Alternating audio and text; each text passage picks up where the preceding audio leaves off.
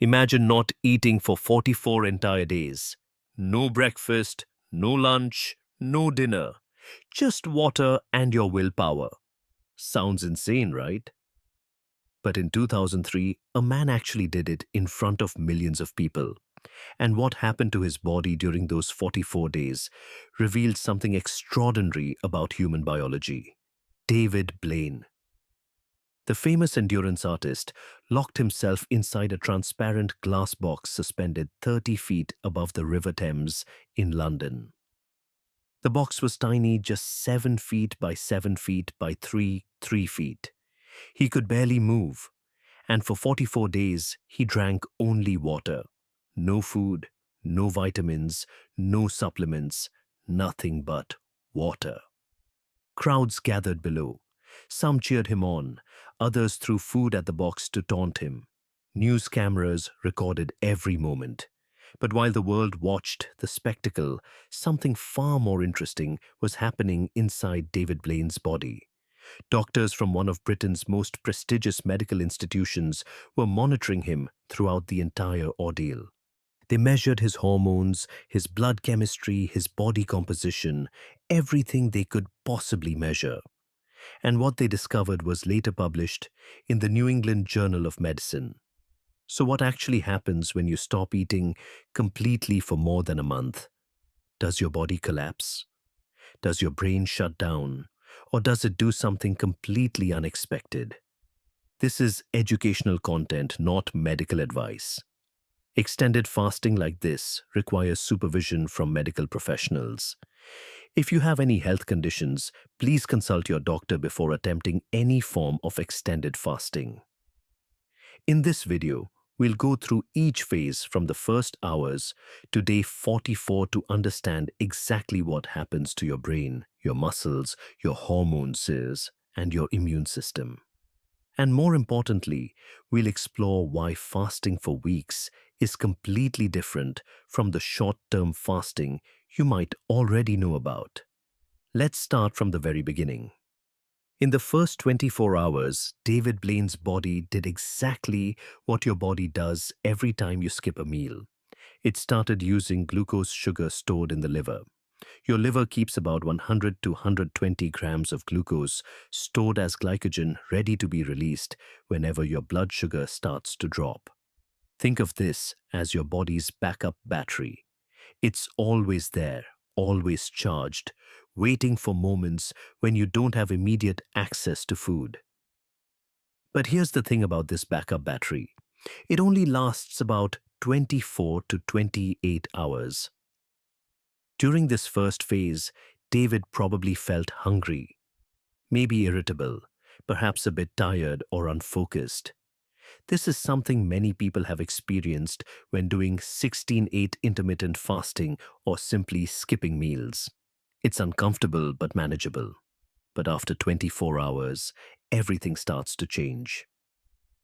When the glucose stored in the liver runs out, the body faces a critical decision. It needs energy to survive. The brain alone requires about 120 grams of glucose per day to function. So where does this energy come from? This is when the liver starts doing something remarkable. It begins converting stored fat into a different type of fuel called ketones. Here's how it works. Your fat cells release fatty acids into the bloodstream. These fatty acids travel to the liver where they are broken down and converted into ketone bodies. These ketones then travel through the blood to fuel your organs and tissues. Ketones aren't just a temporary replacement for glucose. They're actually a highly efficient energy source. The brain can run up to 70% on ketones. Some researchers believe ketones might even be superior fuel for the brain compared to glucose. For the remaining 30% of brain energy that still requires glucose, the body has another trick. Through a process called gluconeogenesis, the liver can create glucose from non-carbohydrate sources. This means even without eating any carbohydrates, your blood sugar can remain stable. This is exactly what happened with David Blaine. Despite not eating anything for 44 days, his blood sugar remained within normal range throughout the entire fast. Around the 48 to 72-hour mark, something important happens. This is the boundary between short-term fasting and extended fasting. Before this point, the body is still adapting. After this point, the body shifts into a completely different mode of operation. And here's the part that surprises most people. Hunger usually decreases significantly after day 2 or 3. A study of over 1,400 people who fasted for 4 to 21 days found that 93% of them reported their hunger completely disappeared. Not just decreased, disappeared. Sounds counterintuitive, doesn't it? You're not eating anything, but you're not hungry. The answer lies in ketones themselves. Ketones have an appetite-suppressing effect. When ketone levels rise, they dampen the hunger signals from ghrelin, the hormone that makes you feel hungry. Your body essentially stops asking for food because it has found another fuel source. From day 3 to day 7, David Blaine's body entered the phase that concerns most people. It was burning energy without any food coming in. So the obvious question is, what about muscle? Why didn't his muscles just break down completely? The answer lies in growth hormone. When you fast, your body releases significantly more growth hormone than usual. Studies have documented increases of up to 500% after several days of fasting. What does growth hormone do during fasting? It sends a clear message to your body. Burn fat, not muscle. Growth hormone promotes the breakdown of fat while protecting protein in your muscles. This makes perfect evolutionary sense. Our ancestors regularly went through periods without food. If every time humans couldn't find food, the body immediately destroyed muscle tissue, we would have become too weak to hunt when food finally became available. After several days of fasting, the body enters protein-sparing mode. The rate of muscle protein breakdown actually decreases. The body becomes remarkably efficient at preserving lean tissue while using fat as the primary fuel source. Something else interesting happens during this phase. Many people report a significant increase in mental clarity. They describe feeling sharp alert and mentally energized. Why? Part of it is the ketones. Unlike glucose, which causes energy spikes and crashes, ketones provide steady, consistent energy to the brain. Another part is norepinephrine, a neurotransmitter related to alertness that increases during fasting. From an evolutionary perspective, this makes sense. When our ancestors were hungry, they needed their brains working at peak performance to find food. By day 5, David Blaine reported that he no longer felt hungry at all. Have you ever experienced that when hunger simply disappears? If you have, drop yes in the comments. If not, drop no. Now we enter territory that most people who practice short-term fasting have never experienced. From day 7 onward, the body starts doing things it doesn't do during 24-hour fasts or even 3-day fasts. In 2014, a research team at the University of Southern California, led by Professor Walter Longo, published findings that surprised the scientific community. They discovered that after approximately 72 hours of fasting, the body begins cleaning up the immune system. When the body has no incoming food for an extended period, it needs to conserve energy. One way it does this is by identifying and eliminating old damaged immune cells that consume resources but no longer function effectively. But here's the fascinating part. When you eventually eat again, the body activates stem cells to regenerate fresh new immune cells. The old, worn-out soldiers of your immune system are replaced with young, healthy ones. Professor Longo described it this way. When you starve, the system tries to save energy, and one of the things it can do is recycle immune cells that are not needed, especially those that may be damaged. This immune system regeneration is something that 16 or 8 fasting or 24-hour fasting cannot achieve. It requires a minimum of about 72 hours to begin. During this phase, ketone levels reach their peak potentially 7 to 10 millimole such L. Compare that to a normal person eating normally who has about zero point 0.1 millimole L, or someone doing short-term fasting who might reach zero point 0.5 to 3 mmol/L.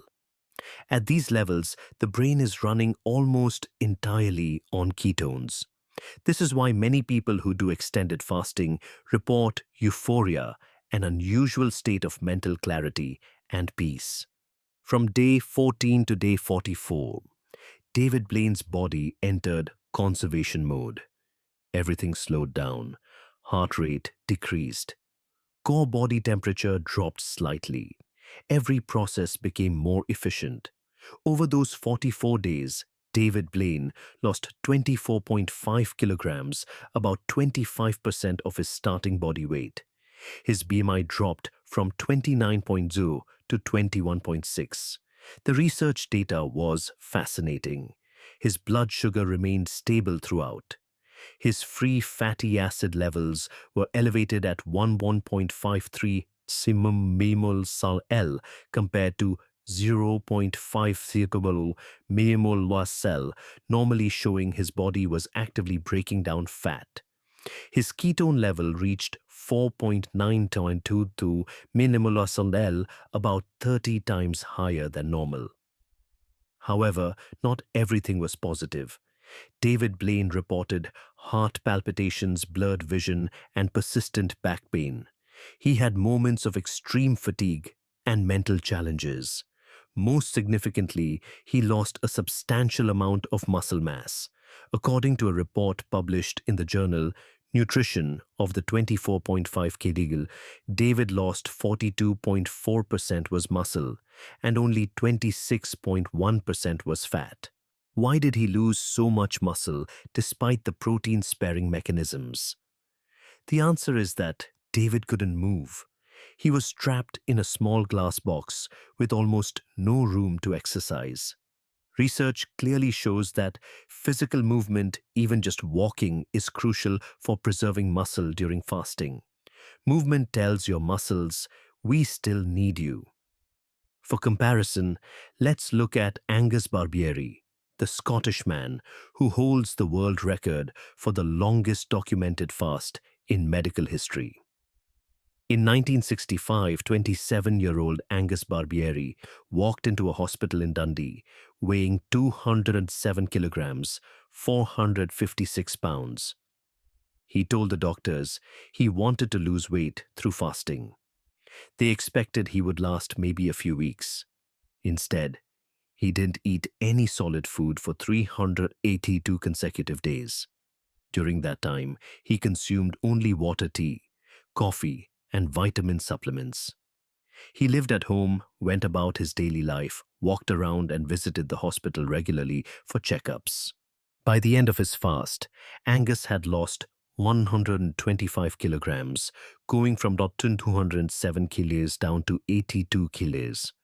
And unlike David Blaine, Angus maintained his mobility throughout, which likely helped preserve his muscle mass. The medical report on Angus, published in the Postgraduate Medical Journal in 1973, concluded that prolonged fasting in this patient had no ill effects. And here's the most remarkable part. 5 years after ending his fast, Angus still weighed only 89 kilograms. He had kept off virtually all the weight he lost. Why the difference compared to typical dieters who regain weight? Researchers believe extended fasting may reset the body's relationship with hunger hormones in a way that short-term dieting does not. But here's something critical to remember. Both David Blaine and Angus Barbieri were under medical supervision. There have been documented deaths from unsupervised extended fasting. Risks increase significantly after approximately 40 consecutive days. So what's the real difference between short-term fasting and extended fasting? Short-term fasting, 16 to 24 hours, even 5 days has many benefits. It reduces insulin initiates, fat burning, improves insulin sensitivity, and starts ketone production. But extended fasting, 7 days or more, takes everything to a different level. Ketone levels reach maximum. In short-term fasting, ketones stay at zero point 0.5 to 3 millimole L. In extended fasting, they reach 7 to 10 mmol L. Immune system regeneration occurs. It takes at least 72 hours for stem cell activation to begin, and this continues throughout extended fasting. Hunger disappears completely. 93% of extended fasters report no hunger after day 3. The body enters complete protein-sparing mode with growth hormone at maximum levels. However, extended fasting also comes with significant risks. Severe vitamin and mineral deficiencies can develop. David Blaine was deficient in thiamine and riboflavin after 44 days. Significant muscle loss can occur, especially without physical movement. Electrolyte imbalances become more likely the longer you fast. And there's a serious danger most people don't know about refeeding syndrome. What are the generally accepted safe thresholds? Under 72 hours, most healthy people can do this safely. 72 hours to 7 days should have solid knowledge and thorough preparation. 7 days or more. Medical supervision is strongly recommended. 40 days or more should only be attempted in hospital conditions. After 44 days without eating, you might think the moment David Blaine finally ate again would be the most relieving moment. The suffering was over. He could finally have food. But actually, this was the most dangerous phase of the entire process. When David Blaine was admitted to the hospital, the doctors didn't let him eat right away. They started with carefully controlled nutritional liquids, very low calories introduced slowly over several days. And even with all that caution, David still developed hypophosphatemia, dangerously low phosphate levels. He also experienced significant fluid retention.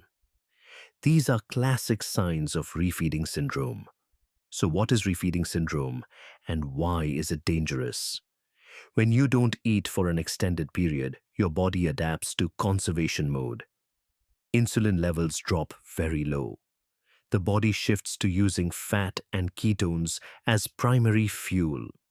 But when you suddenly eat again, especially carbohydrates, insulin spikes dramatically. And insulin triggers a massive shift of minerals, particularly phosphate, potassium, and magnesium, from the bloodstream into cells. After extended fasting, the body's stores of these minerals are already depleted. When insulin causes them to flood into cells, blood levels can drop to dangerous levels. Low phosphate affects every cell, particularly your heart muscle. Low potassium and magnesium can cause life-threatening cardiac arrhythmias. Fluid shifts can overwhelm your cardiovascular system. Refeeding syndrome has killed people. In World War II, when concentration camp survivors were liberated and given food, some died within days, not from starvation but from eating too much too quickly. When Angus Barbieri ended his 382-day fast, what was his first meal? A boiled egg and a slice of bread with butter. That's all. He told reporters, "I have forgotten what food tasted like. It went down okay. I feel very full." One egg and one slice of bread after 382 days, and he felt completely full. That's how profoundly the body adapts. The critical lesson: ending a fast properly is just as important as the fast itself. After extended fasting, start with very small amounts of easily digestible food and increase gradually over days or weeks. So we've traveled through 44 days with David Blaine, from the first hours burning stored glucose, through the shift to ketones, through the remarkable adaptation when hunger disappeared and his body became incredibly efficient. We've seen the benefits: ketone-powered mental clarity, immune system, regeneration, growth, hormone, protecting muscle. We've also seen the risks: vitamin deficiencies, muscle loss from immobility, the dangers of refeeding syndrome. The most important takeaway: extended fasting isn't simply an advanced version of short-term fasting. It's a fundamentally different biological experience with different mechanisms, different benefits, and different risks.